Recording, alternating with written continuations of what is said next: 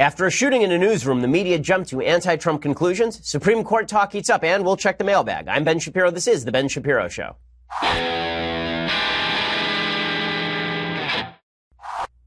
Oh, tons to talk about today, and we'll get to all of it. First, I want to remind you that we have a special live stream coming up this Monday, July 2nd, 7 p.m. Eastern, 4 p.m. Pacific. We're going to be joined by special guest Jordan Peterson to celebrate Independence Day because he is the world's foremost Canadian. God King Jeremy Boring is going to host a new edition of Daily Wire Backstage with me and Andrew Klavan and the execrable Michael Knowles to look back on our country's birth and look ahead to its future with an ignoramus like Knowles and a very well-informed Canadian like Jordan Peterson. Subscribers will even be able to write in live questions for us to answer on the air again. That is this Monday, July 2nd, 7 p.m. Eastern, 4 p.m. Pacific with special guest Jordan Peterson. You can find our special live stream on Facebook and YouTube. You're not going to want to miss it. Also, you're going to want to check out Omax. And the reason for that is because you're not as healthy as you could be. Omega-3s have been touted as one of the healthiest supplements you can find. But the reality is they're even healthier than that. Try omax.com/Shapiro and you can get a box for free. That's a free box of Omax 3 Ultra Pure, which is the purest omega-3 supplement on the market. Over 75% of Americans don't get enough omega-3s in their diet. You're probably one of them. So here's why they're important to your health, really.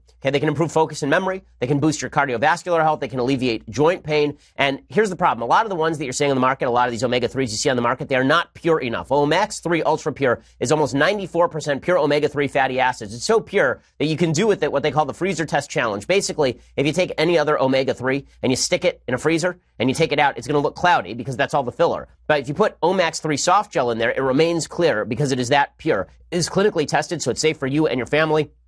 Omax 3 is the purest, most potent, most concentrated omega-3 on the market. You're going to want to use it whether you're an athlete, whether you're a student, whether you're just somebody who needs a little bit more focus. Omax 3 comes with a 60-day money-back guarantee, so you have plenty of time to try it and really feel that Omax difference. You're really not risking anything at all. Go to tryomax.com/Shapiro today to get a box of Omax 3 Ultra Pure for free. That's tryomax.com/Shapiro to get your free box of Omax 3, tryomax.com/Shapiro. Terms and conditions do apply. Okay, so yesterday, there was a horrific event. It happened at a newsroom in Annapolis, Maryland, at a place called the Capital Gazette. Nobody's ever heard of the Capital Gazette newspaper because it's a local newspaper. And a shooter walked into the building and proceeded to gun down a bunch of people. He killed at least 5 people. And this shooter was a peculiar human being, shall we say, aside from being evil. He apparently damaged his finger so that he could not be identified. And then the investigators had to use facial recognition to identify him. And the shooter had a history with the newspaper, it turns out, because he had sued them in 2012 for defamation after there was a story by a person who wrote for the paper about how this guy had basically harassed her online. And then he sued for defamation and he lost. The Capital Gazette reported in 2015 the suspect's lawsuit against the newspaper had been thrown out by a judge because the article was based on public records and the suspect presented no evidence that it was inaccurate. The Capital Gazette reported at the time that the suspect, who represented himself, appealed the decision to the Maryland Court of Special Appeals, which upheld the ruling in an opinion that was filed that day. A lawyer would almost certainly have told him not to proceed with the case, the court wrote. It reveals a fundamental failure to understand what defamation law is, and more particularly what defamation law is not. So why is this national news, aside from the fact that it's yet another mass shooting on American soil? The reason it's national news is because everybody decided it was very important to jump to conclusions. So a bunch of people decided online that they were going to jump to the conclusion that this person had been inspired by Milo Yiannopoulos. Now, I've been loath to say the name Milo Yiannopoulos because I find him a loathsome human being. But Milo Yiannopoulos has been sort of an alt-right provocateur for several years. He's the kind of fellow who once sent me on my son's birthday a picture of a black child because I was a cuck. Right? I was somebody who didn't care enough about the whiteness of the United States, and thus I would not have minded if my wife slept with a black person and had a black child. That's the kind of person Milo Yiannopoulos is. Well, Milo had said a couple of days ago, he was in a couple of exchanges with journalists, and he had written back to a journalist that he hopes the journalist gets shot. So the entire left decided that this was Milo Yiannopoulos' fault, the shooting. And then they decided also that it was Donald Trump's fault, the shooting. This is before we actually knew why this guy had gone and committed the shooting in the first place. And as I say, it turns out the reason that he committed the shooting is because he's a nut job who had filed suit against the newspaper and had a vendetta against the newspaper. That did not stop the media from trying to blame Donald Trump yesterday over all of this. Now, none of this is to say that Milo Yiannopoulos' words about journalists aren't execrable and terrible. They are execrable and terrible. But lots of people say execrable, terrible things. That does not mean that they are responsible for the actual shooting of other human beings. Now, unless you are actually telling people to go shoot journalists, you're not responsible for somebody going and shooting journalists. This is why when Bernie Sanders was blamed for the congressional baseball shooting by some, I said, this is not on Bernie Sanders. I don't like Bernie Sanders. I don't like anything that Bernie Sanders says, but we're on a very dangerous slope here if we're going to blame speech for the actions of people who are crazy, who go out and shoot other people. Well, the administration immediately came out and condemned the attack. Of course, Sarah Huckabee Sanders was asked about it, and she condemned the attack. She said, strongly condemn the evil act of senseless violence in Annapolis, Maryland. A violent attack on innocent journalists doing their job is an attack on every American. Our prayers are with the victims and their friends and families. And it wasn't just Sarah Huckabee Sanders. President Trump also tweeted out, and tweeted, prior to departing Wisconsin, I was briefed on the shooting at Capitol Gazette in Annapolis, Maryland. My thoughts and prayers are with the victims and their families. Thank you to all the first responders who are currently on the scene. Okay, so it's a perfectly nice tweet from President Trump. Mike Pence did the same, the vice president. He tweeted something out. Just arrived in Guatemala. We're monitoring the horrific shooting at the Capitol Gazette in Annapolis. Karen and I are praying for the victims and their families. We commend the swift action by law enforcement and all the first responders on the scene. Okay, so how did the media cover all this? Did they cover this as a nut job went into a newspaper he had a vendetta against with a shotgun and murdered a bunch of people? No, they covered this as though it was Trump's fault. Because they have no sense of perspective, because they have no sense of their own hypocrisy. These are the same people who are, in many ways, defending Maxine Waters in her call for sort of mob confrontation. A lot of these folks are the same people who are laughing about, the various Kathy Griffin stunts with the heads of Donald Trump and such. These same people are saying that it is Donald Trump's fault when a person who is totally unassociated with Donald Trump goes out and shoots up a newsroom. And they dug up a tweet from 2015 in which the guy suggested that anti-Trump bias could be met with violence. But again, he had tweeted something like that. You can bring that tweet back up. He had tweeted something to the effect of he had tweeted something like, the newspaper was unqualified and it could end badly again. He tweeted the shooter tweeted, referring to Donald Trump as unqualified could end badly again. Okay, well, he wrote that in 2015, which is about the time that he had filed his lawsuit. His lawsuit against the newspaper had been dismissed, and Donald Trump had filed a lawsuit against Univision. So basically, the only threat that I can see there is a lawsuit threat, even though this guy was a complete nut. But a bunch of people in the media decided that this is Trump's fault. That Trump's language about journalists, the fact that journalists are booed at all of his rallies, the fact that people chant CNN sucks, this is responsible for some unrelated nut job going out and shooting up a newsroom. Even though it's very obvious that this guy went and shot up the newsroom because he had a vendetta against the people at the newsroom. So Brian Stelter, for example, on CNN, he says this is the moment that so many journalists have feared. It's a moment that I think so many journalists have feared for a long time, regardless of whether this newsroom was targeted or not. This has been a fear on many journalists' minds. Okay, so it's not a fear on many journalists' minds. Okay, it isn't. As a journalist for nearly my entire life, an opinion journalist for my entire adult life, I can say that I don't have significant fear that people are going to randomly come into our Daily Wire offices and start shooting the place up, unless I were talking about an actual politically motivated attack. For Stelter to say that as though journalists have a special fear is just weird, okay? The fact is that journalists are not routinely targeted by the general public, and what he's really implying there is that the tenor of anti-media activity has grown so strong that people are going to go out and shoot people. So he's attempting to, in backhanded fashion, I think, blame President Trump. And it's not just him. There's a Politico reporter, Josh Meyer in D.C., who tweeted something out similar. He said, every journalist and those who support us should retweet this. I can't think of a single other president in my lifetime who would have acted like this. Perhaps he fears questions about whether his anti-media rhetoric played a role. And that was Josh Meyer referring to President Trump being asked about the Maryland shooting. So here are reporters harassing Trump about the Maryland shooting yesterday. Any words about the dead in Annapolis? Any words about the dead in Annapolis, Mr. President? Can you talk about the active shooters in Annapolis? Could you please talk to us about the dead reporters in Annapolis? Okay, so the reporters are screaming at him and they're yelling at him. This happens virtually every day, okay? I've been to the White House several times, and every day the president comes out and reporters scream at him and he doesn't answer their questions. It's actually pretty rare that the president breaks off and does like an impromptu press conference over this whole thing. He tweeted out what he thought about it, but this is being taken by Politico and others as evidence that Trump doesn't care if journalists get shot. And then Maggie Haberman, whose reporting I generally think is good, she came out and she did sort of the same thing. She tweeted this out. She tweeted out, this is the New York Times reporter blaming Trump. This is Maggie Haberman saying, supporting local journalism is important. What happened today is sickening. This alleged gunman appears to have had a long-standing grudge against the paper and little else is known so far. But Trump is the only president in memory to call the press the enemy of the people. Well, there's no connection between Trump doing that and the guy shooting up the newsroom. This is the attempt to make a connection, to make a connection between Trump's language and the shooting, I think is foolhardy.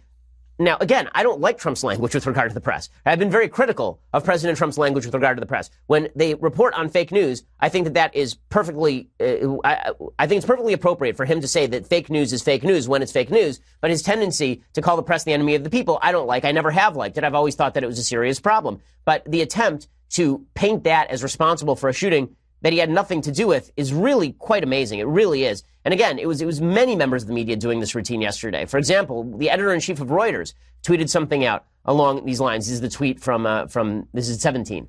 So this is the statement that was put out by Steve Adler, who's editor-in-chief of Reuters, regarding the Rob Cox tweet. So the Breaking Views editor, Rob Cox, actually tweeted about the shooting in Annapolis. Let's see the tweet first, and then the response from Reuters. So he said, "This is what happens when Donald Trump calls journalists the enemy of the people. Blood is on your hands, Mr. President. Save your thoughts and prayers for your empty soul. At least 4 people killed in Maryland newspaper shooting reports." Okay, so he's blaming President Trump for all of this. And the fact that the media are eager to leap to this. But, for example, when President Obama was incentivizing riots in places like Ferguson and Baltimore, or when cops were shot in Dallas, the media rightly said that this is not Obama's fault. It's not Obama's fault the cops got shot in Dallas by a Black Lives Matter ally. That's not Obama's fault. It's not even Black Lives Matter's fault, I think. But the media was in a real hurry to defend President Obama over that, but they are in a real hurry to blame President Trump for this particular shooting. So all of this is just disgusting, because if you're going to blame somebody for actual violence against somebody else, you ought to have some evidence that the violence is connected to the thing that somebody said. As in, journalists should be shot. Somebody goes out, reads that tweet, says, "Great tweet, now I'm going to go shoot journalists." Okay, that is a fair connection. But to connect vague language with regard to how much you dislike the media and how you hate the media with somebody going and shooting up members of the media, if we're going to do that, then every shooting in the United States can be tied to somebody else's First Amendment protected rhetoric. Because here's the reality. Incitement is not protected under the First Amendment. If I say, Mathis, shoot Senya, okay, that is not protected under the First Amendment. If Mathis goes and shoots Senya, I actually bear some criminal liability for incitement. Okay, but the same thing is not true if I would say, Senya is a really terrible producer, and something bad should happen to Senya. Like, that's actually First Amendment protected. It'd make me a piece of crap, right? It would be a bad thing to say, but it doesn't actually mean that I'd be responsible for something bad happening to Senya. By the way, nothing bad should happen to Senya. Senya is wonderful. But all of this said, it really is, it's amazing to watch as the media immediately mobilize to make a narrative out of something that does not meet the standards for that narrative. Okay, in just a second, I want to talk about how the left is, again, embracing a certain level of violent rhetoric and violence that is really disturbing. They're going to talk about President Trump being violent in his rhetoric. And the left certainly does not have clean hands on this. I have a clip from Michael Moore I want to show you in just a second all about this. But first, I want to say thanks to our sponsors over at ExpressVPN. So with all the recent news about data hacks, breaches, it's hard for me not to worry about my digital privacy, because the fact is that, I figure that people are always trying to grab my data, whether I'm at a public Wi-Fi or whether I'm just online generally. Every website you visit, it's pretty clear that every email you send, there are too many people who can have eyes on your stuff. And that's why you need a VPN. And you really should have ExpressVPN. ExpressVPN is the world's leading VPN provider. It lets you securely use the internet without being tracked by anyone, which is the way the internet should be. ExpressVPN keeps my online activity private and anonymous while I browse, email, download, or stream. ExpressVPN is great for streaming content as well. You can watch the World Cup without a cable subscription, which, if that's your thing, it's pretty awesome. ExpressVPN costs less than $7 a month and runs seamlessly in the background of your computer, phone, or tablet. It's super easy to set up in the first place. Their easy-to-use app encrypts all my internet data. It hides my IP address. It protects my entire connection. Take back your internet privacy today. Find out how you can get 3 months for free. So go over to expressvpn.com/Ben. I use ExpressVPN. Again, it was super easy to set up, and it really is terrific. expressvpn.com/Ben for 3 months free with a 1-year package. expressvpn.com/Ben for 3 months free with a 1-year package. Again, expressvpn.com/Ben to let them know that we sent you. Okay, so while the media have focused deeply in on President Trump's rhetoric about the press to suggest that he is responsible for a whack job who had a vendetta against a newspaper shooting up the newspaper, you've got people on the left who are mainstreaming mob action. One of those people is Michael Moore. Michael Moore has a new movie out called Fahrenheit 11/9, or it soon will be out.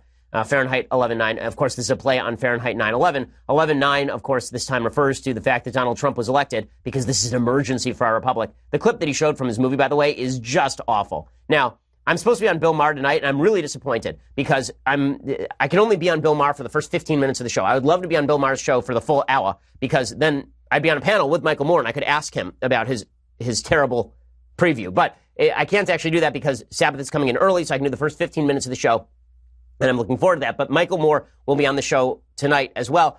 Michael Moore was on Stephen Colbert last night pushing his new movie, and he started talking about incivility in our culture.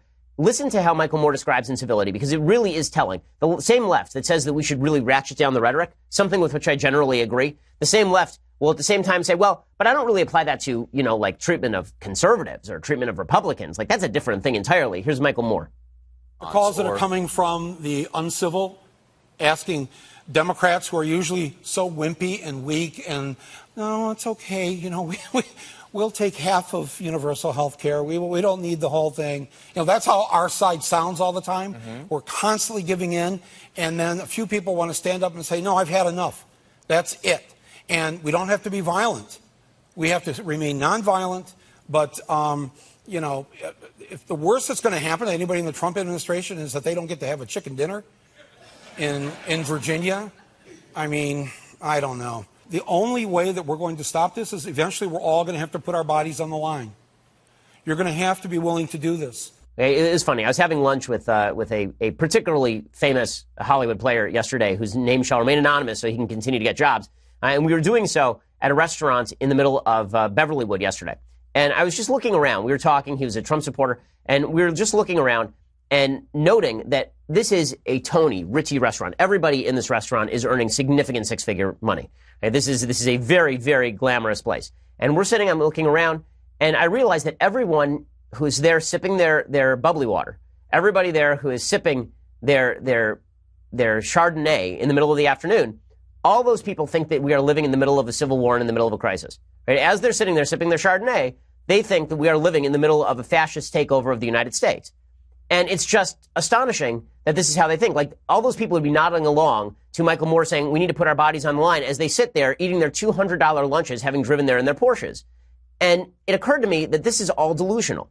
This is all delusional. Listen, we're in the political space a lot. We spend all of our day in the political space. I spend all my day in the political space. And it's easy to get caught up in the back and forth. It's easy to feel that politics is really fraught right now. But the reality is, if you took somebody from 1930 and you plunked them down in the middle of 2018, they would literally think they died and went to heaven. They would literally think that. Right? They can get anything they want at any time for any reason.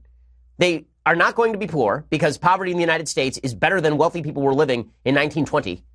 Okay, and yet we still think that we're in the middle of this massive civil war. That has to stop. In a second, I'm going to explain why that has to stop.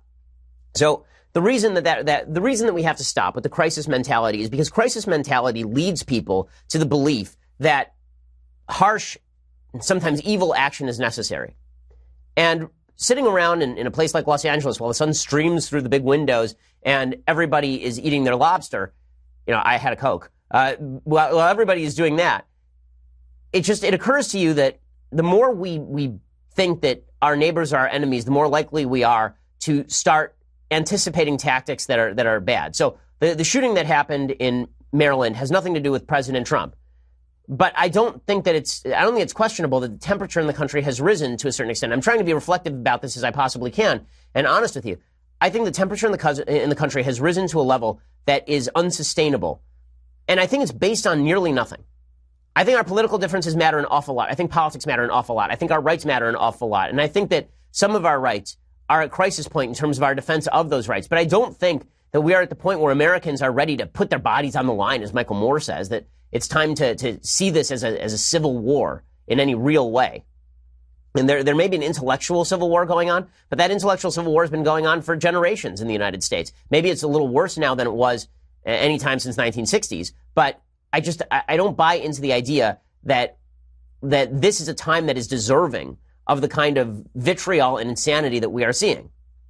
And it's being promulgated by people on both sides, but particularly on the left right now. Because what the left is doing is they're doing what Michael Moore does, which is, I love civility. Civility is great, but I can't be civil with these evil Republicans, so civility must end. Maxine Waters is a case in point of this. So Maxine Waters has now said, the representative who said just earlier this week that there should be mob justice against a bunch of people going to gas stations if you disagree with them. She said on Thursday she's seen an increase in threats since she made controversial comments encouraging protesters to heckle and harass members of Trump's cabinet in public spaces. She said that she got threatening messages and hostile mail at her offices. She canceled 2 scheduled appearances in Alabama and Texas. She said she got one very serious death threat on Monday from an individual in Texas. And she says, as the president has continued to lie and falsely claim that I encourage people to assault his supporters while also offering a veiled threat that I should be careful, even more individuals are leaving threatening messages and sending hostile mail to my office. I mean, this is indicative of the way that our politics is working right now. Maxine Waters doesn't like when anybody attempts to assault her because no one would like that because it's terrible stuff. But then she'll go out and encourage people to assault people at gas stations. And she did encourage people to assault people at gas stations. The word assault, by the way, does not mean battery.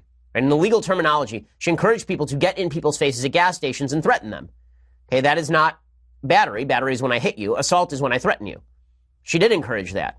There's no question she encouraged that. And she felt okay encouraging that because it was somebody on the other side. So in other words, everybody is in favor of civility as long as it applies to people on their own side, but nobody is in favor of civility when it's applied to people on the other side. And the reality is that we live in the most civil of times. Violence in the United States is at 50-year lows. It is. The level of vitriol may be at a 50-year high, but violence in the United States is at a 50-year low. We're living in a pretty paradisical situation. The economy is doing great. There is no excuse for this level of insanity in our current politics. And yet, everybody continues to go insane. And that's only being exacerbated, of course, by the situation with the Supreme Court. Because now that Justice Kennedy has stepped down, the left is fully convinced that the right is coming for everything that they hold dear. Not understanding, of course, how the Supreme Court works in the first place, having used the Supreme Court as the tool of their leftist politics for nigh on 80 years at this point. The Democrats are now firmly convinced that the Republicans are going to come in, they're going to swoop in with the Supreme Court at their behest, and they're going to run roughshod over everybody's rights, and we'll be living in a Nazi state. This kind of insane, over-the-top talk is not good for the country. And again, I think there are a lot of people in the country who right now feel justified in being uncivil. Incivility can bleed into violence. I'm not going to blame people who are uncivil for violence, but I will say that when you raise the temperature every so often, you're going to get the pot boiling over. Right? When the temperature is room temperature in the pot, it doesn't boil over ever. When the temperature is a little bit high and then you put the lid on, then it is more likely that the pot is going to boil over. I think that the likelihood the pot is going to boil over right now is a lot higher than it has been in the past, and there is no real excuse for it. So I'm going to talk in a second about the fallout from the Supreme Court. But first, let's talk about the national debt. $21 trillion and counting. Our national debt, money we owe other countries, it is greater than the entire economic output of the United States. If your life savings is tied to the U.S. dollar, you might want to ask yourself, what is your plan for inflation? What happens if the Chinese begin selling our bonds? Hedge against inflation and hedge against uncertainty and instability with precious metals. Gold is a safe haven against uncertainty. My savings plan is diversified. Yours should be too. It doesn't mean you should sell all your stock and put it all in precious metals, but you should certainly have some of your money in precious metals. And the company I trust with precious metal purchases is Birch Gold Group. Right now, thanks to a little-known IRS tax law, you can even move your IRA or eligible 401k into an IRA backed by physical gold and silver. It's perfect for people who want to protect their hard-earned retirement savings from any future geopolitical uncertainty. Look back historically. When the bottom falls out of everything else, gold is a safeguard. Birch Gold Group has thousands of satisfied customers, countless 5-star reviews, A+ rating with the Better Business Bureau, and y'all know about Birch Gold's free info kit, but for a limited time, qualified purchases can earn up to an additional $10,000 in precious metals for free through July 31st. Check it out at birchgold.com/Ben. Speak to a Birch Gold rep. Mention I sent you. That's birchgold.com/Ben. Do it now. The offer only runs until July 31st. Terms and limitations apply. Ask your sales representative for details. As I mentioned, with the temperature on politics so high, the Supreme Court retirement of Anthony Kennedy is raising the temperature even higher. And I encouraged people yesterday to calm down about this. The reason I encourage people to calm down is because it is not the job of the Supreme Court, according to conservatives, to implement their preferred policy prescriptions. The Supreme Court is not going to rule tomorrow that abortion is banned across the land. It was the Supreme Court that ruled that abortion was legal across the land because the leftists on the court decided to use the Supreme Court as a tool of their will instead of a tool of judgment. The same thing was true of same-sex marriage when the Supreme Court decided unilaterally that same-sex marriage was now mandated by a document that was ratified in 1791 and an amendment that was ratified in 1868.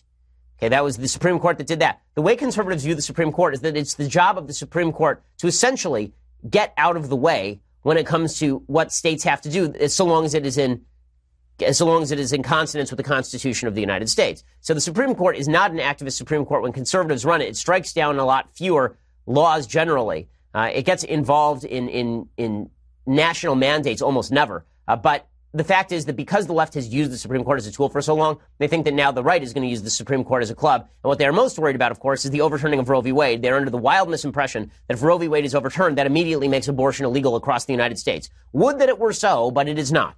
Okay, the reality is that if Roe v. Wade is reversed, as it should be, then what happens is that all of these laws go back to the states. Okay, all of these laws go back to the states. And so California will have abortion on demand and Alabama will not. That's the way that this will work. And if you want an abortion, you will simply cross state lines and you'll go get an abortion. That's the high likelihood as to how this thing ends up working out. Federalism ends up prevailing unless there is some sort of constitutional amendment or federal law to bar abortion across the board, which, would be hard to pass, I think. But that's not stopping the insane rhetoric coming out of the left. So the left is in full panic mode. I think one of the reasons they're in full panic mode is because, again, I think that they thought that there was going to be a 1,000-year rule by the left. After Obama, they thought they're never losing an election again. So why would we even worry about Donald Trump? And then it turns out not only did they lose the election, they lost the Senate, the House, most state houses, and most governorships. And they turned around and looked around and said, wait, this isn't the America Obama promised. Well, Whoopi Goldberg is leading the charge against overturning Roe v. Wade. The level of insanity in this rhetoric is extraordinarily high. And again, I don't know why any of this is good for the country. But here's Whoopi Goldberg going after Meghan McCain. Okay, Meghan McCain is not she's a Republican. Meghan McCain is certainly not an extreme conservative by any stretch of the imagination. Meghan McCain is a moderate conservative at best. And Whoopi Goldberg is telling Meghan McCain, who's pro-life, to get out of her vagina, which I can safely say most people are very happy to do. Here is Whoopi Goldberg. If you take my right away from me to judge what I do for my family and my body, I got a little problem with that. You got a problem. You don't want people to take your guns. Well, get out of my behind. Get out of my vagina. Get out. Okay, no one wants to be there, Whoopi. That's not a thing. And again, this is the idea that Republicans are suddenly going to be doing Handmaid's Tale stuff, that they're interested in putting things up Whoopi Goldberg's vagina in search for babies she cannot have because I assume she's postmenopausal. What? But this is the tenor of the rhetoric that we have now reached. Now, with that said, right, and like Nancy Pelosi says the same thing, right? Nancy Pelosi says that the Supreme Court is doing violence to our democracy. Violence to our democracy. Well, if you're going to equate speech with violence, is it any wonder when violence is a response to that? When people say, okay, well, the Supreme Court's doing violence to us. What if we do violence to the Supreme Court? This is the problem that I have with a lot of what's going on college campuses. I visit 25, 30 college campuses a year. And when people say my speech is violence, well, then their answer very often is, okay, Antifa's answer is, well, what if I use violence against the violence that is the speech? Nancy Pelosi, by the way, said that the Supreme Court did violence to our democracy. How? They did violence to our democracy by saying that the government could not point a gun at you and force you to pay dues to a union. That's really what she's saying here. And then we're hearing from the left that it's Trump whose rhetoric is extreme. Guys, do you own mirrors? Here's Nancy Pelosi.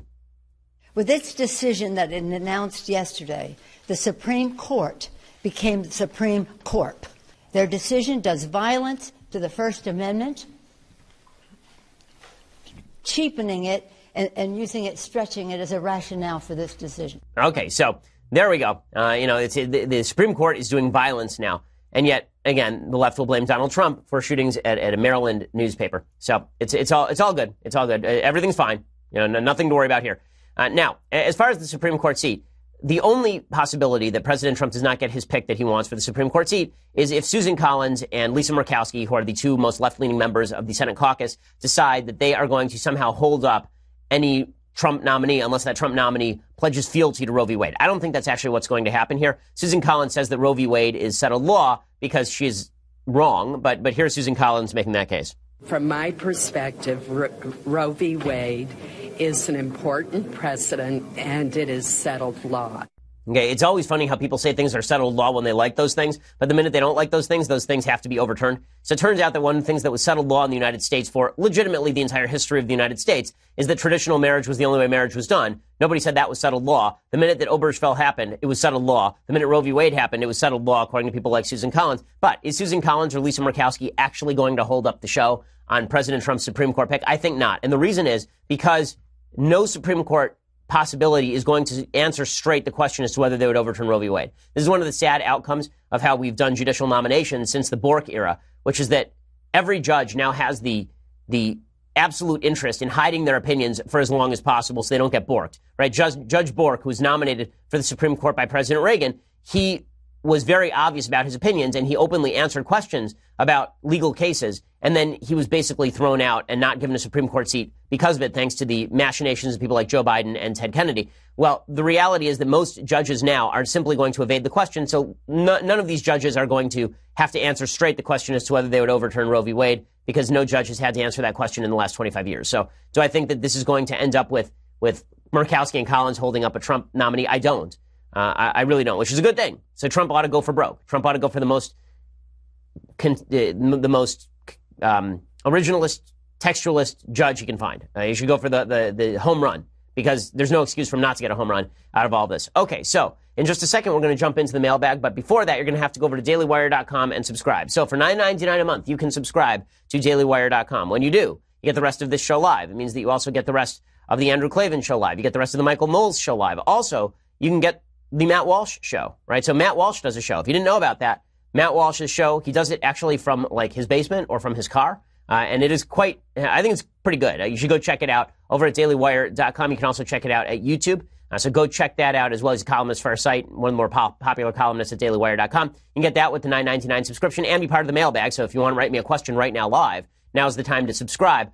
Also, for $99 a year, you get all of those things and this, the Leftist Tears Hot or Cold Tumbler, which has been overflowing with liberal tears the entire week, really. So go check that out, and it is wondrous. Plus, check it out because when you subscribe to our YouTube or to our iTunes page, when you do all that, you also get the Sunday special. And we have a great Sunday special coming up this Sunday with Adam Carolla. We have some really awesome ones coming up in future weeks as well. I can't wait to announce them to you because they're really just awesome. But go check all of that out. We are the largest, fastest growing conservative podcast in the nation.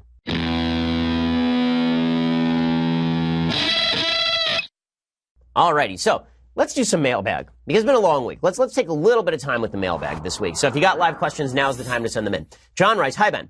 I was wondering if, since the First Amendment dictates that Congress cannot make a law restricting the freedom of expression, could the left make such laws such as hate speech, religious expression restrictions at the state level and have them be upheld by the Supreme Court?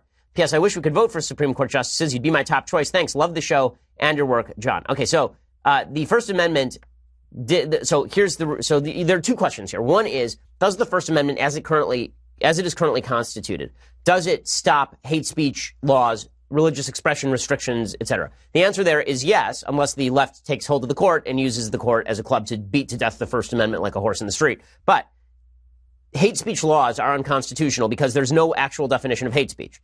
And there are a bunch of people on the left who think that my show every day is hate speech. It is not, but they're idiots and they think that. And so they could try to outlaw my speech. Right? In the state of California, presumably they would try to outlaw it if I say on the show that a man is a man and a woman is a woman and a man can't become a woman. Then they would try to outlaw that. Okay, that would be a violation of the First Amendment. Now, you're asking about what's called incorporation doctrine. So incorporation doctrine is the idea that the First Amendment really should have applied only to the federal government. Clearly, that's true. This is why we have state constitutions, not just a federal constitution. The state of California has its own constitution. Texas has its own constitution. Every state has its own constitution that have sort of mirror provisions with regard to the First Amendment, protecting, the state version of the First Amendment. And originally, the federal constitution did not protect free speech rights at the state level. So the state actually could quash First Amendment rights at the state level, and the federal government would have nothing to say about it. Then there was something called the incorporation doctrine. The incorporation doctrine really came about the early 20th century when people began trying to use the 14th Amendment, which applies to the states, to read the First Amendment into law. So the 14th Amendment suggests that everyone at the state level, not just the federal level, everyone at the state level is guaranteed due process and equal protection of the laws. And the Supreme Court basically said, well, we're also going to say that due process requires that your First Amendment rights be respected. Now, I don't think that incorporation doctrine actually is legally justifiable, even if I like the outcome on a lot of it. But it has been incorporated. So the First Amendment is incorporated. The Second Amendment has been incorporated. All of the First Amendments have been incorporated into state constitutions, essentially, into state law via the so-called incorporation doctrine. Brian says, "Hi, Ben. I was born and raised in the Midwest. I'm visiting California for the first time. My perception has always been that California is a bastion of liberal and hippie ideals. Having been here, those stereotypes have been confirmed. From the feces on the street to the rampant homeless to the trash-strewn streets, the liberal ideal is everywhere. My question is, how did California turn from a state created by the pioneer spirit, the state that gave us Ronald Reagan, to this? Thanks, and Shapiro for Supreme Court." Well, I'm glad that the groundswell for me for Supreme Court has been so successful. If it doesn't work out, then I'll just be here with you every day crying myself to sleep. But the reality is that California started down this sort of path in the 1990s. The last kind of gasp of California conservatism was Pete Wilson. And then after Pete Wilson, we got Gray Davis and Arnold Schwarzenegger. And there had been a significant move in the California legislature to the left over the previous decades anyway. California had always been a little more liberal than the rest of the country, I would say. Although for a while it had sort of a conservative streak with regard to the governors that it elected. That ended in the 1990s. There's a solid case to be made that as the demographics in California shifted, so too did the electoral politics. That that as the state became more immigrant-based, that a lot of those new immigrants were voting Democrat more often, and that changed the constituency in California pretty massively. I think that case is pretty good. I don't think it's dispositive. Texas, for example, has had a lot of immigrants as well. The Hispanic population in Texas has grown massively. Texas remains a very red state. But California is also extremely urban in the sense that most of the population lives in like 2 or 3 big cities, right? Most of the population lives in LA or San Francisco, and big cities tend to toward the left, just generally speaking. Philip says, why do we have gun laws? Any gun law should infringe on the amendment. We should be able to conceal open carry anywhere in public. How are gun laws not infringing on the Second Amendment? Well, the general traditional sort of interpretation of the Second Amendment is very similar to the interpretation of the First Amendment, which is the First Amendment, which guarantees freedom of speech and says that Congress shall make no law abridging freedom of speech. That does not apply to defamation. It does not apply to libel. It does not apply to incitement to violence. That virtually every amendment has certain curtailments of the amendment that allow for public policy to be made. The question is, are those public policy curtailments as minimal as humanly possible in order to achieve the public policy that is being pursued? There is no such thing as any right that is untrammeled. Even First Amendment rights, right? Freedom of religion is not untrammeled, given the fact that if you pass a facially neutral statute that has nothing to do with religion, that may not necessarily violate religious rights, even if those religious rights are in fact curtailed by the operation of that law. Justin says, Ben, what do you think about the warning of Yuri Bezmenov in 1970 that the time would be a crisis period of ideological subversion? I don't know enough about that to answer that question. That is extraordinarily specific. So I will check that out and get back to you, Justin. Ronald says, dear soon-to-be Justice Shapiro, is there an actual difference between sex and gender, or is this an artificial distinction created by the left? Thanks and love the show. Well, the answer is that it is an artificial distinction created by the left.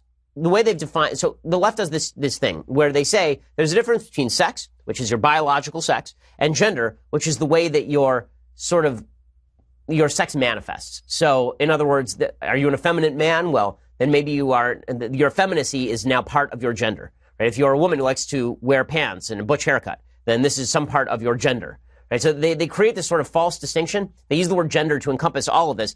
But then they do this weird trick where they say gender is sex. So they'll say sex is not gender, but gender is sex. So in other words, gender has nothing to do with your biology, right? You can be a biological male, but your gender can be female because you can be really effeminate and you want to wear dresses and you are a female in your mind, but your sex is male, but your gender is female, right? And this is when you are non-cis normative, right? You're non-cisgender. The gender that you express is not the sex that you were born with or the gender you were assigned at birth, as they like to put it. And then they will say, but it's biological. This was built in. So in other words, sex is not built in, but gender is built in, which makes no sense at all. And they also like to say that sex and gender are completely disconnected. So there are all these inherent contradictions in the way that the left defines gender. If the left just wanted to say, listen, there's your sex, your biological sex, and then there's how that biological sex manifests in your daily behavior, there's nothing even remotely arguable about that. Of course, that's true. But the attempt is to say that you are a gendered female, but a biological male. And unless you are biologically intersex, there is no basis for this whatsoever. There's no basis for this. Because the left's argument is that if I think of myself as a female, I am a female. They're not saying that if I did a brain scan and it turned out that my brain worked like a female, then I'm a female. They're saying that the way that manifests in my behavior and my choices and my thinking, that's what makes me female. And that cannot be sustained on any logical level. And Joe says, hey, Ben, in my once-a-week graduate class, the professor students bashed Trump for about 2 hours, and then we watched Justin Trudeau YouTube videos for another hour. I'm sorry to hear that, and I'm sorry for the loss of your brain cells, the late lamented brain cells you used to have. As a former teacher who was conservative, I didn't find it very difficult to stay away from preaching my political agenda. Why do you think the left seems to be guilty of doing this much more regularly and blatantly in the classroom? Thanks. So I think the reason is because many people on the left have a very difficult time distinguishing between their opinion and fact. I think this holds true across political boundaries. I think there are people on the right who have this trouble too. But when you live in an echo chamber like the educational system is, then you start to think that everything that you think about life is actually a fact because all your friends believe the same thing. This is why you'll hear people say things like, Trump is a Nazi. That's just a fact. You can't argue with that. Well, no, that's an opinion, and I certainly can argue with that. You know, there are certain things that are facts. 2 + 2 = 4. This is a fact. It is not a fact that Trump is a Nazi. That is an opinion and a wrong opinion in my belief of that. So I think that echo chambers tend to create a belief that your opinion is a reflection of reality rather than just a subjective interpretation of reality. Greg says, hey, Ben, if Mike Lee were nominated for Supreme Court, would he have to resign from the Senate before confirmation, which would complicate the numbers even more? Or would he still be a senator and be able to vote on his own confirmation? Well, that's actually really unclear. So theoretically, he could recuse himself, but I'm not sure that he actually has to recuse himself. So he theoretically could vote for himself. Even if he were to recuse himself, that slot would immediately be filled by the governor of Utah, who's a Republican. So you'd have a Republican senator in there voting for it. Plus, the Republicans have 50 votes. They would gain another couple of votes from the Democrats. I think Mike Lee would be easily confirmed. I don't think there's a lot of question about that. Jeremy says, hey, Ben, since Roe v. Wade is now front and center in the news, would you please explain the legal argument of the majority opinion in the ruling and what about it you think is so flawed? Thanks so much. Huge fan. Love the show. Okay, so we can go through Roe v. Wade in a little bit of detail here. Let me actually bring up the case. So Roe v. Wade was a case in which the Supreme Court decided that abortions had to be legalized across the nation. The case was Roe, who later, it turns out, became a pro-life person, sought to terminate her pregnancy by abortion. This is according to oyez.org, which is a really good place to summarize these cases. Texas law prohibited abortion except to save the pregnant woman's life. After granting certiorari, the court heard arguments twice. The first time, Roe's attorney could not locate the constitutional hook of her argument for Justice Potter Stewart. Her opponent, Jay Floyd, misfired from the start. Weddington sharpened her constitutional argument in the second round. Her new opponent came under strong questioning from Justice Potter Stewart and Thurgood Marshall. The court held that a woman's right to an abortion fell within the right to privacy, recognized in Griswold versus Connecticut, protected by the 14th Amendment. So as I pointed out yesterday, I said emanations from penumbras, and somebody said, right, that's from Griswold v. Connecticut. That's an earlier case. Griswold versus Connecticut was a case in the 1960s in which the court decided that it may have been 1958, in which the court decided that there was a right to contraceptives for single people. So I believe it was Vermont had decided, or Connecticut, rather, it was Griswold v. Connecticut. It was Connecticut decided that there's a law in the books that single people could not obtain contraceptives. And the court said there's a right to privacy that allows you to buy contraceptives. Now, where in the Constitution does it say you have a right to buy contraceptives regardless of your marital status? It doesn't, right? None of that is there. But they say they're emanations from penumbras. What they meant was that if you look at the Fourth Amendment search and seizure provisions, and you sort of look at them with squinty eyes, kind of like a magic eye puzzle, then you can get out of the prohibition of unreasonable search and seizure that there's a right to privacy. And then from that generalized right to privacy, we can then read into that there is a right for you to buy a contraceptive if you're a single person. Now, I think that decision is wrongly decided. And by the way, I think single people should certainly be able to buy contraceptives, but this is why I think legislatures are not judges and judges are not legislatures. With that said, you know, the stupidity of the idea that the Constitution mandates that is evident. There is no right to privacy, generalized right to privacy in the Constitution. There are several different aspects of what you could term a right to privacy. The right against unreasonable search and seizure, the right to free speech, right? There are certain things that you could look at the Constitution and say that has to do with privacy, but there's no generalized right to privacy you can then take and implement. And that certainly would not apply to a rather non-private decision like having an abortion with the use of a medical provider. Right? It's so funny. When it comes to medical provision of services, the left believes that is a completely public act. Right? The left believes that the government should pay for that. That my dealings with my doctor should be subject to government regulation every single way, except when it comes to abortion, in which case that is completely private and you have no business saying anything about it. So Roe v. Wade was decided on right to privacy grounds. And then they made a secondary argument in Roe v. Wade about the issue of viability. The viability of the fetus. And so they said that laws in the third trimester might be okay because if you have laws in the third trimester, then you're talking about the viability of the fetus. Maybe the fetus can survive on its own, so maybe the fetus has some rights. They basically fudged the entire decision. It's one of the worst constitutional decisions in American history, just from a purely legal perspective. It's incredibly, incredibly stupid. So there is your brief summary of Roe v. Wade. Anybody who says Roe v. Wade is legally justifiable has never read the case. It's an insane case. Or they're so ideologically driven that they believe that anything is justifiable so long as they reach the conclusion they want. Elise says, hey, Ben, in the last episode of the conversation, you said your hot doctor wife likes to rip on you, which prompted me to ask this very important question. Has the thug life also chosen her? I would say that the thug life chooses her a little less frequently than thug life chooses me. But the thug life lives within her, just as the doctrine lives within Amy Barrett, who I hope President Trump nominates for the Supreme Court. The thug life lives within my wife. It comes out at random times. My wife is legitimately the nicest person ever. And like anyone in the office who's met her knows she's an extraordinarily nice human being. And it is so funny because every so often, it's usually once every couple of years, she will say something that is so cutting. And I'll look at her and we'll both just start laughing because it's so out of character. It's really, really funny. I had to marry a nice person. Otherwise, our kids would have been just the worst. So Jeremy says, let's see, we did Jeremy already. Spencer says, which Supreme Court cases, in your opinion, contributed most to the expansion of federal power beyond the constraints defined in the Constitution? Furthermore, aside from the rulings, you obviously violated the civil rights of minorities, Dred Scott, Plessy, Korematsu. Which cases would you rank as the worst three in Supreme Court history? Wow. Okay, so there have been a lot of bad decisions in Supreme Court history. As I mentioned, Dred Scott, Plessy, Korematsu. I would say Wickard v. Filburn is one of the worst cases in Supreme Court history. That is a case in which a guy was growing grain for his own consumption in 1940s America under FDR, and FDR had passed all of these new laws that attempted to restrict the amount of grain that you could actually grow because he was trying to artificially boost the price of grain on behalf of farmers. And this person said, wait a second, like I'm not, in Wickard v. Filburn, the farmer said, I'm not even growing this for interstate shipment, right? I'm not shipping this across state lines. What does the federal government have to do with me growing grain for my own consumption, right? Or even growing grain for intrastate commerce, like I'm just trading it inside the state.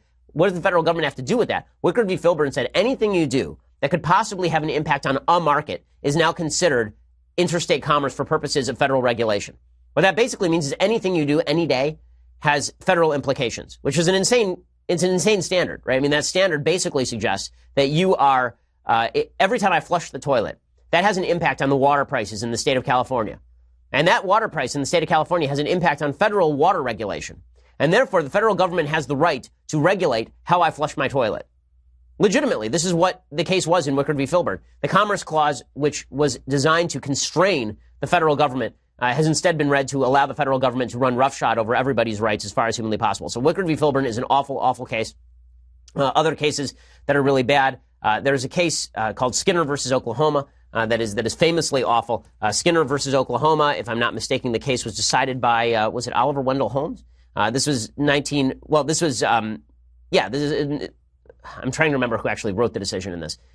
It was, written by William O. Douglas. So this was a law that permitted Skinner versus Oklahoma was correctly decided. It overruled another decision. Okay, so the other decision that it overruled was the 3 generations of imbeciles are enough decision by Oliver Wendell Holmes. I'm trying to remember the name of the case. I don't want to screw it up. That would be Buck versus Bell. So Buck versus Bell 1927 is the one that I'm thinking of that's really bad, not Skinner versus Oklahoma. Buck versus Bell was a decision written by Oliver Wendell Holmes. Oliver Wendell Holmes was a proponent of eugenics, and the case basically said that a state statute permitting compulsory sterilization of the mentally disabled for the protection and health of the state did not violate the Constitution of the United States.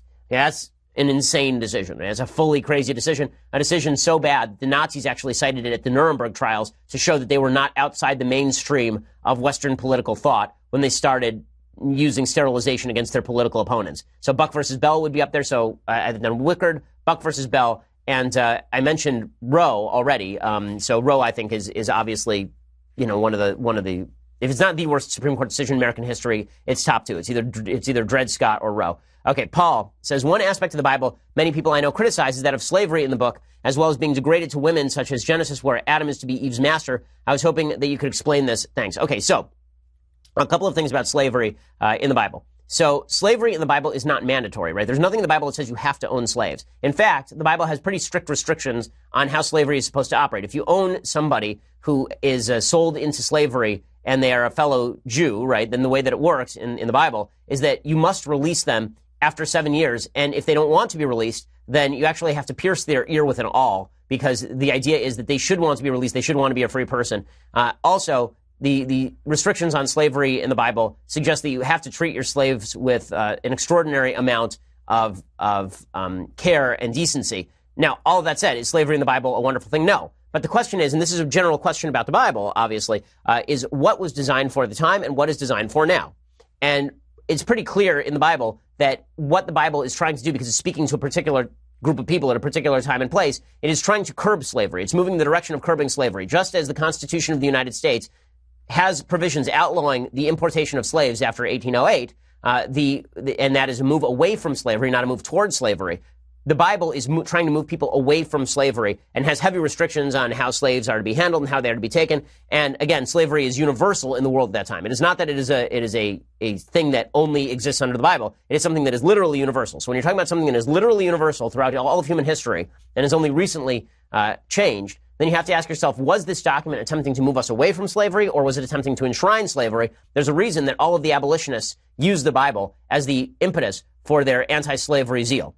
And that goes all the way up to and including John Brown, who actually used the Bible as an excuse to go and kill slave owners. So the idea that the Bible is a pro-slavery document, I think, is a wild mystery to the Bible. As to the idea that women are mistreated in the Bible, again, when it comes to some of the laws with regard to women in the Bible, you have to see them in the context of the time, which is to say they are wildly progressive for the time in which they're written. And as far as the idea that Adam is to be Eve's master, well, no, her curse, right? She's cursed with the idea that he's cursed with the idea that he's going to have to till the land. And then it's not that Eve has to submit herself to Adam. The idea is that the curse is that Adam is going to lord it over her, and that she is going to long for him nonetheless. That's a description that is not normative. It's not an order that Eve has to become Adam's slave, right? That he is supposed to be her master. Read the text. What the text actually says is that your curse is that he will lord it over you. It's a descriptive thing.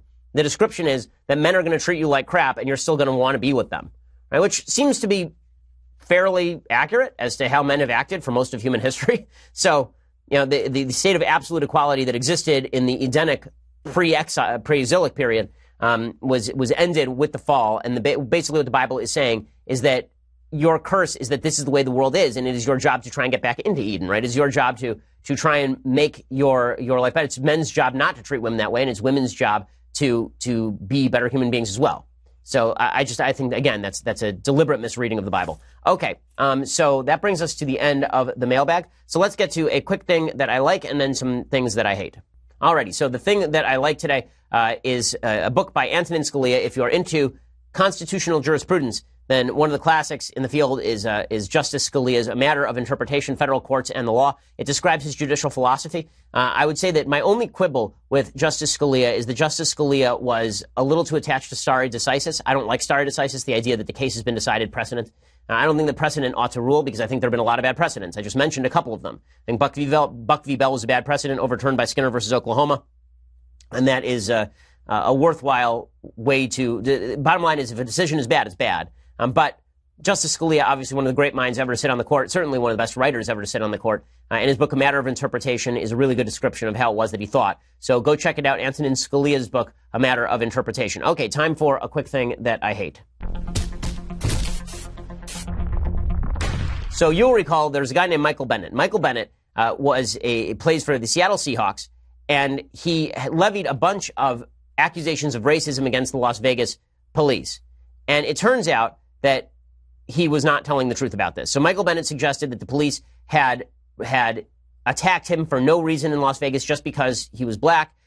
What actually happened is the police received a report of an active shooter, and Michael Bennett started crouching and then hiding behind a slot machine. He ran to hide behind a slot machine, and when officers took note, he jumped up and took off at a full sprint and failed to listen to officer commands to stop. He said this was all because of racism, and now he's trying to lecture President Trump about racism. If Trump is really wanting to listen to, find out why we're taking a knee, that would be something that I'd be down to do. If it's an opportunity to change the way that America is or change my communities, I'm always going to take those opportunities to express my needs and express the passion of other people. Okay, so listen, I'm fine with people talking about racism. I'm fine with people talking to President Trump about racism. I'm fine if Trump wants to talk with people about racism. But using people who have lied about police officers as the spokespeople for the anti-racism movement seems deeply counterproductive. That is not how we are going to reach any sort of consensus in the country. There are better spokespeople for the anti-racism cause than people who fib about police officers for political gain. Okay, well, we will be back here next week. We may have a new Supreme Court Justice nominee on our hands by that point, so keep an eye out for that. I'm Ben Shapiro. This is The Ben Shapiro Show. The Ben Shapiro Show is produced by Senya Villarreal, executive producer Jeremy Boring, senior producer Jonathan Hay. Our supervising producer is Mathis Glover, and our technical producer is Austin Stevens. Edited by Alex Zingaro. Audio is mixed by Mike Caramina. Hair and makeup is by Jesua Alvera. The Ben Shapiro Show is a Daily Wire Forward Publishing production. Copyright Forward Publishing 2018.